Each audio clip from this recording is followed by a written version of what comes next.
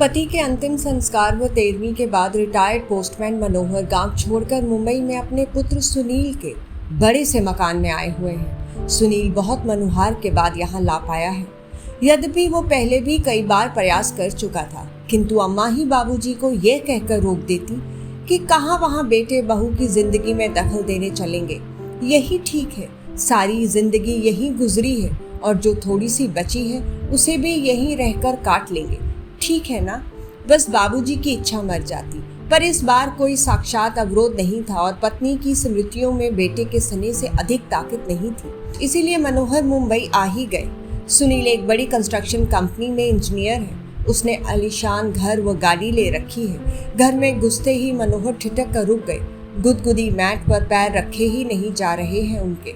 दरवाजे पर उन्हें रुका देखकर सुनील बोला, आइए बाबूजी, अंदर आइए। बेटा, मेरे गंदे पैरों से ये कालीन गंदी तो नहीं हो जाएगी? बाबूजी, आप उसकी चिंता ना करें। आइए यहाँ सोफे पर बैठ जाइए। सहमे हुए कदमों में चलते हुए मनोहर जैसे ही सोफे पर बैठे तो उनकी चीख निकल गई। अरे मर गया रे। उनके बैठते ही नरम और गुदगुदे सोफे की गद्दी अंदर तक धंस गई थी। इससे मनोहर चिहुक कर चीख पड़े थे। चाय पीने के बाद सुनील ने मनोहर से कहा, बाबूजी, आइए आपको घर दिखा दूं अपना। जरूर बेटा, चलो। बाबूजी, ये लॉबी है जहां हम लोग चाय पी रहे थे। यहाँ पर कोई मेहमान आता है तो चाय, नाश्ता और गपशप होती है। ये डाइनिंग हॉल है, यहाँ पर हम लोग खाना खाते हैं। बाबूजी, ये रसोई है और इसी से जुड़ा हुआ ये भंडार घर है। यहाँ रसोई से संबंधित सामग्री रखी जाती है। ये बच्चों का कमरा है। तो बच्चे क्या अपने माँ बाप के साथ नहीं रहते? बाबूजी, ये शहर है और शहरों में मुंबई है। यहाँ बच्चे को जन्म से ही अकेले सोने की आदत डालनी पड़ती है। माँ तो बस समय समय पर उसे दूध पिला देती है और उसके शेष कार्य आया आकर कर जाती है। थोड़ा ठहर कर सुनील ने आगे कहा, बाबूजी, ये आपके बहू और मेरे सोने का कमरा है और उस कोने में ये गेस्ट रूम है। कोई अतिथि आ जाए तो यहीं ठहरता है। ये छोटा सा कमरा पालतू जानवरों के लिए है।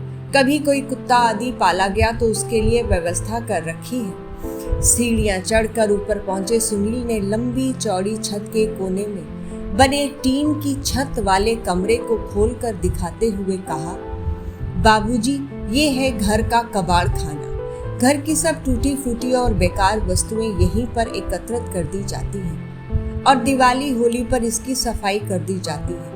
ऊपर ही एक बाथरूम और टॉयलेट भी बना हुआ है। मनोहर ने देखा कि इसी कबाड़खाने के अंदर एक फोल्डिंग चारपाई पर बिस्तर लगा हुआ है और उसी पर उनका झोला रखा हुआ है। मनोहर ने पलटकर सुनील की तरफ देखा, किंतु वो उन्हें वहां अकेला छोड़ सरपट नीचे आ चुका था।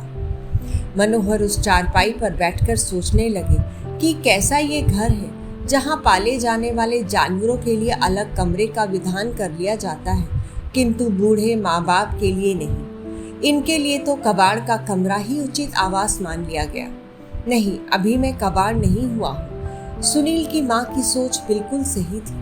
मुझे यहाँ नहीं आना चाहिए था। अगली सुबह जब सुनील मनोहर के लिए चाय लेकर ऊपर गया तो कमरा खाली पाया।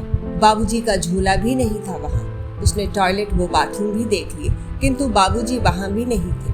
वो छत से उतरकर नीचे आया तो पाया कि मेन गेट खुला है। उधर मनोहर टिकट लेकर गांव वापसी के लिए सवेरे वाली गाड़ी में बैठ चुके थे। उन्होंने कुर्ते की जेब में हाथ डालकर देखा कि उनके अपने घर की चाबी मौजूद थी। उन्होंने उसे कसकर मुट्ठी में पकड़ लिया।